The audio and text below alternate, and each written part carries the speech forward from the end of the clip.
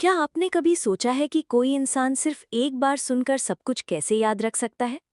आदि शंकराचार्य ने मात्र 8 वर्ष की उम्र में चारों वेद कैसे कंठस्थ कर लिए? और भारत के महान गणितज्ञ श्रीनिवास रामानुजन को गणित के वो जटिल सूत्र जो आज के सुपर कंप्यूटर्स भी मुश्किल से सुलझा पाते हैं, सपनों में कैसे मिल जाते थे? क्या ये सिर्फ कोई इत्तेफाक था या इसके पीछे कोई ऐसा गुप्त विज्ञान था जिसे आज की आधुनिक दुनिया पूरी तरह भूल चुकी है? प्राचीन ऋषियों के अनुसार आपके भीतर एक ऐसी महाशक्ति सोई हुई है जो अगर जाग जाए तो आपकी बुद्धि साधारण से असाधारण हो सकती है।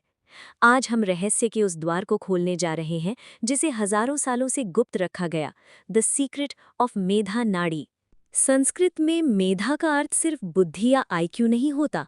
मेधा का अर्थ है वो दिव्य धारण शक्ति जो किसी भी ज्ञान को केवल याद नहीं रखती बल्कि उसे आपके अस्तित्व का हिस्सा बना देती है। और नाड़ी का मतलब है वो सूक्ष्म ऊर्जा मार्ग जिससे आपके भीतर प्राण बहता है। हमारी योग विज्ञान में 72,000 नाड़ियों का जिक्र है, जिनमें इड़ा, पिंगला और सुषुम्ना मुख्य हैं।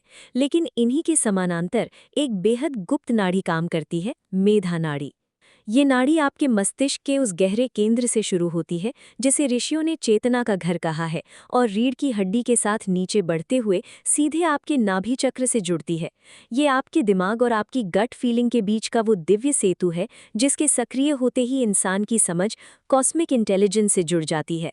लेकिन अगर ये शक्ति हम सबके भीतर है तो हम इसका इस्तेमाल क्यों नहीं कर पा रहे? आप सुबह सोकर उठते हैं फिर भी थके हुए क्यों होते हैं? आप किताबें पढ़ते हैं लेकिन कुछ घंटों बाद सब धुंधला क्यों हो जाता है?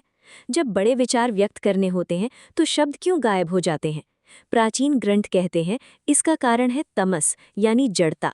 जब हम अस्वस्थ भारी भोजन करते हैं, अपनी इंद्रियों को बिला होश के भटकने देते हैं और दिन भर क्रोध, ईर्ष्या या डर की ऊर्जा में जीते हैं, तो हमारी मेधा नाड़ी में एक सूक्ष्म कचरा जमा हो जाता है।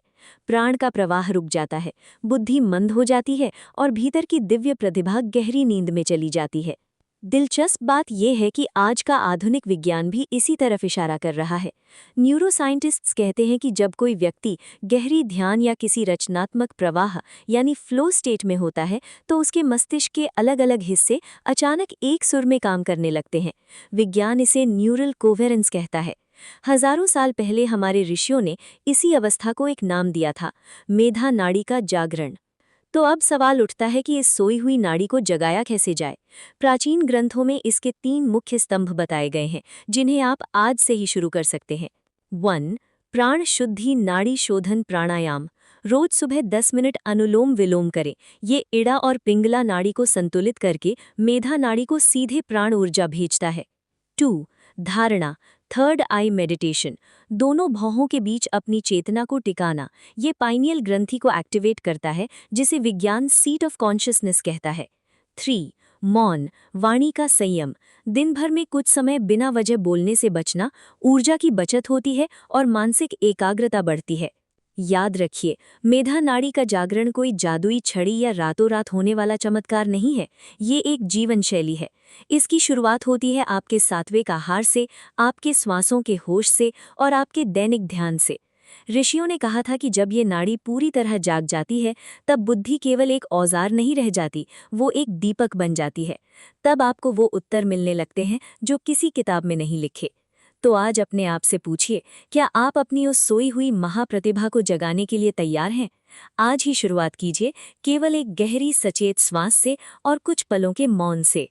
अगर आपको प्राचीन भारतीय विज्ञान का ये रहस्य मूल्यवान लगा हो तो इस वीडियो को लाइक करें, अपने दोस्तों के साथ शेयर करें और ऐसी ही गहरी जानकारियों के लिए हमारी चैनल को सब्सक्राइब जरूर करें।